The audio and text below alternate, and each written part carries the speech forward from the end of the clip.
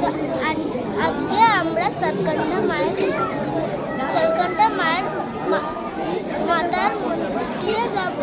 আমরা অনেক সিঁড়িতে করে এসেছি, প্লাস আমরা রোপওয়েতে করে যাব। বাপি টিকিট কাটছে, আমি আর মা রেস্ট নিচ্ছি।